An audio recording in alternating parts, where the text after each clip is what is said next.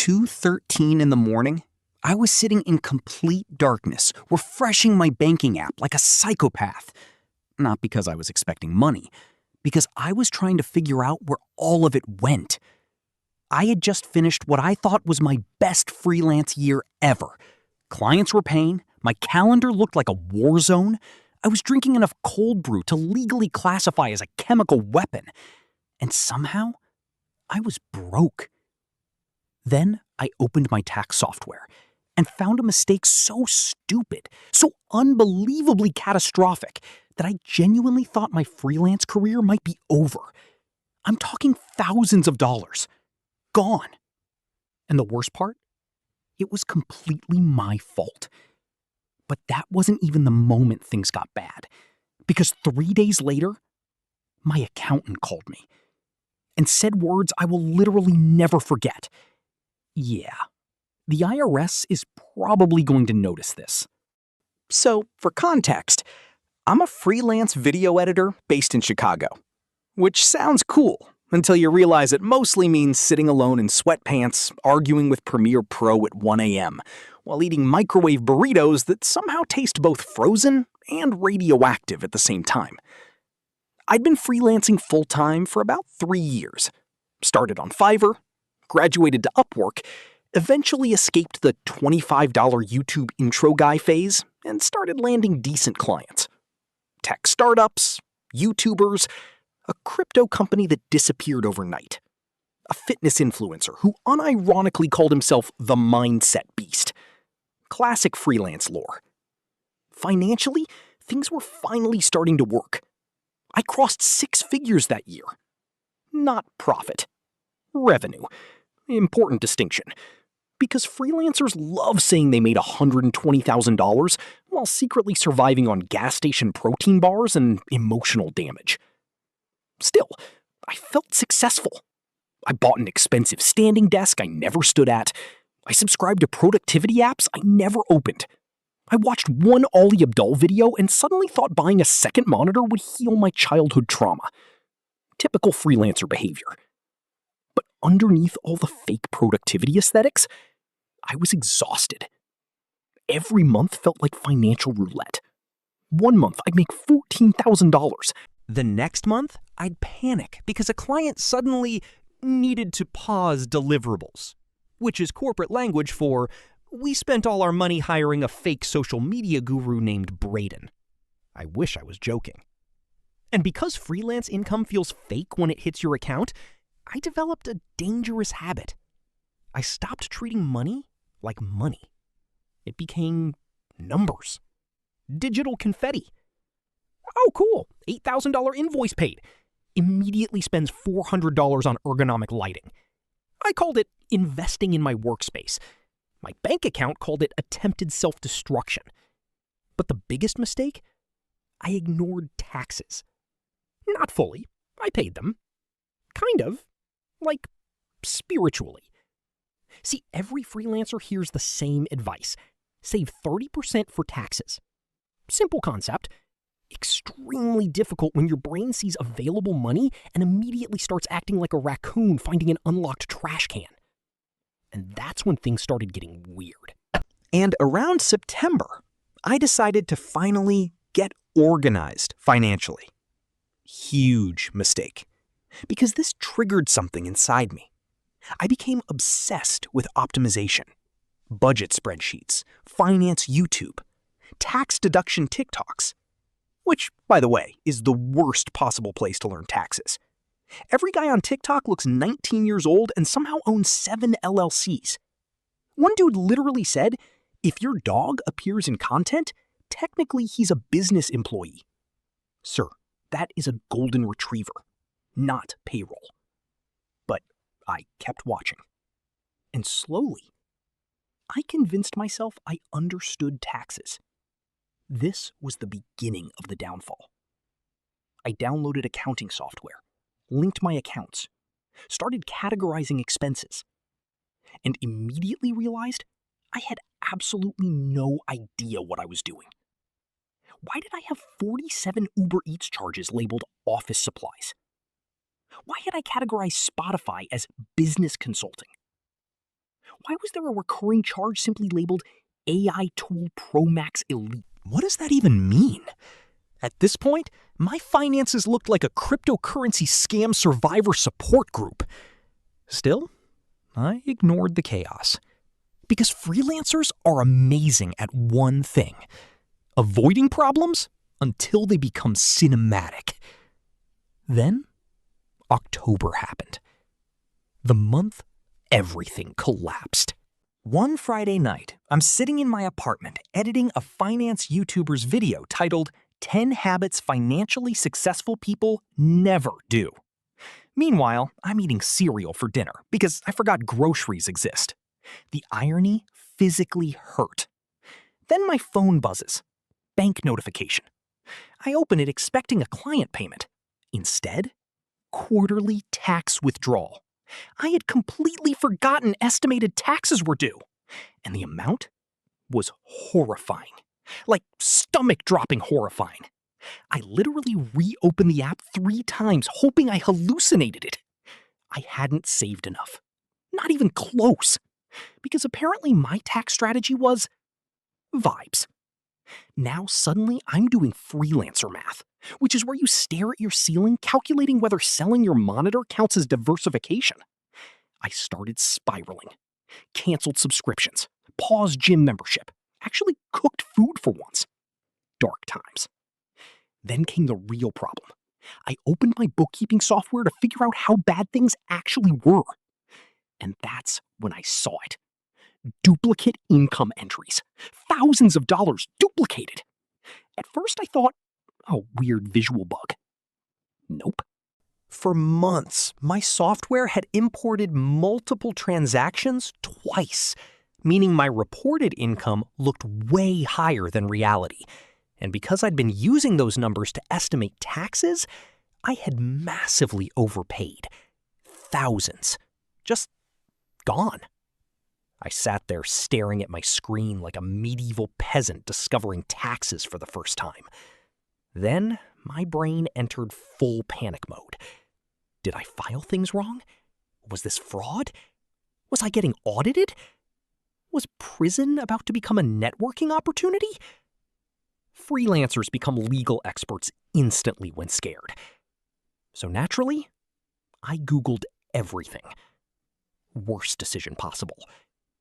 According to Reddit, I was either completely fine or moments away from federal imprisonment. No middle ground.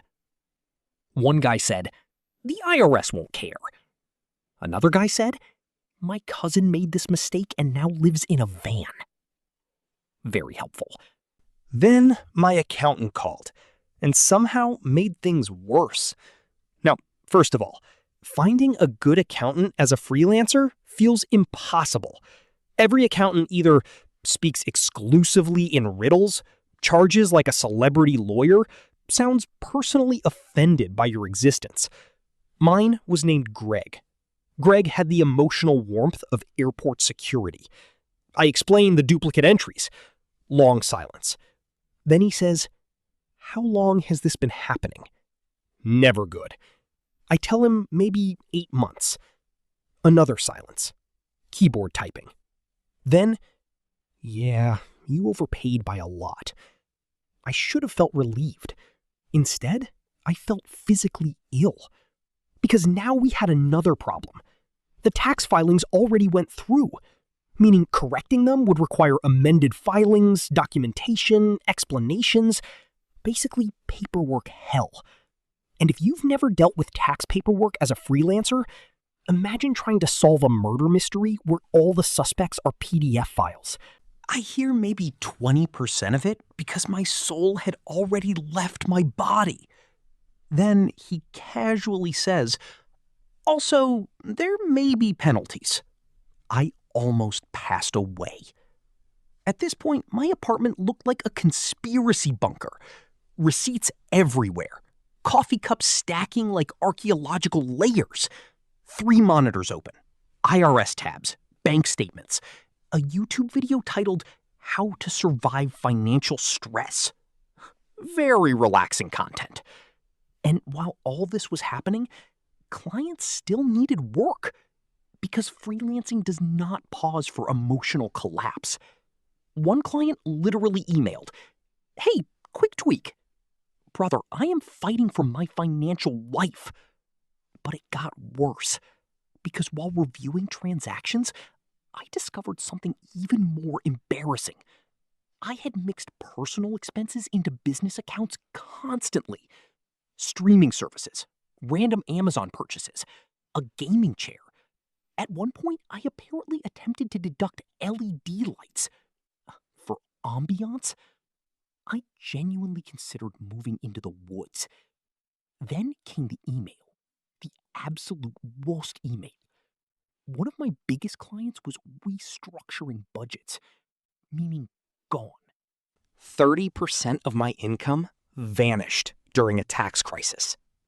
I sat in silence for like 10 minutes, then laughed. Not because it was funny, because my brain had entered emergency shutdown mode. And weirdly, that became the turning point.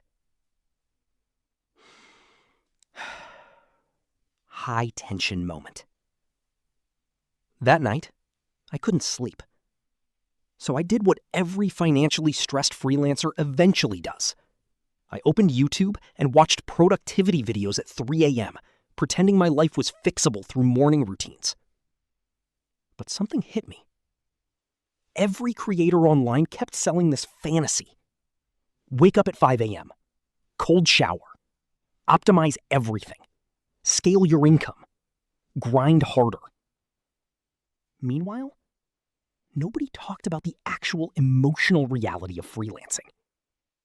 The fear, the instability, the guilt. The feeling that one bad month could erase years of progress. I realized I'd spent years trying to look financially successful instead of actually becoming financially stable. Massive difference. So the next morning, I went full reset mode, canceled unnecessary expenses, separated business accounts properly, built a real emergency fund plan, started tracking income weekly, hired an actual bookkeeper, and most importantly, I stopped pretending. I told friends I was stressed, told clients realistic timelines, stopped accepting nightmare projects for quick cash. And honestly, it felt humiliating at first, because internet hustle culture convinces freelancers they should always look successful, even when eating instant noodles beside a $4,000 editing setup. But slowly, things stabilized. Greg helped amend the filings.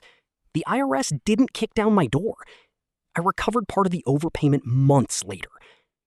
Not all of it, but enough to breathe again. And the craziest part? The tax mistake wasn't actually the biggest problem. The real problem was chaos. I had built an entire freelance career on improvisation. No systems, no planning, no boundaries. Just caffeine and optimism, which is apparently not legally recognized accounting methodology. About 6 months later, my freelance business looked completely different. Smaller, but healthier. I dropped terrible clients, raised rates, built recurring retainers, actually took weekends off sometimes. Insane concept. And for the first time, money stopped feeling like random survival points in a video game. It became predictable, boring even, which is secretly the goal. Nobody on YouTube tells freelancers this, but financial peace is incredibly uncinematic.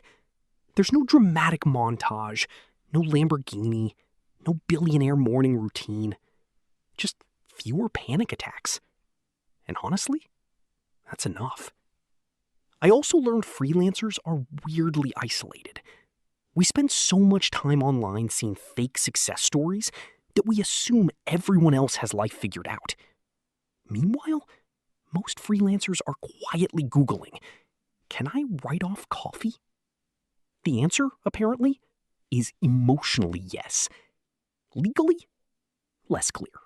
But looking back now, I'm weirdly grateful the tax mistake happened, because without it, I probably would have kept scaling chaos forever.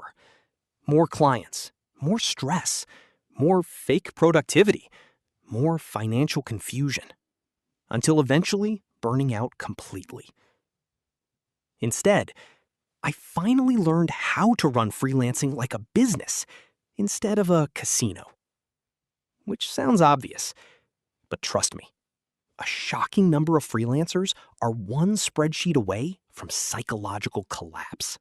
Now, every year when tax season comes around, I become the most cautious human alive.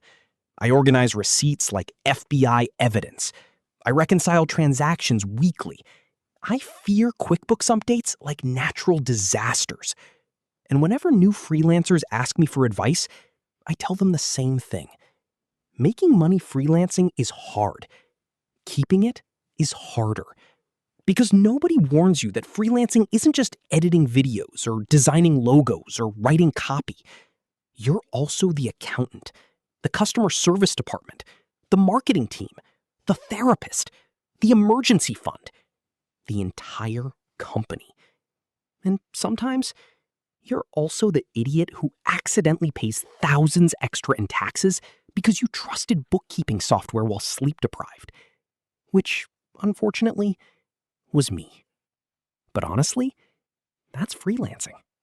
Complete chaos, occasional freedom, financial whiplash, and just enough hope to keep opening the laptop tomorrow, even if your tax software is actively trying to assassinate you.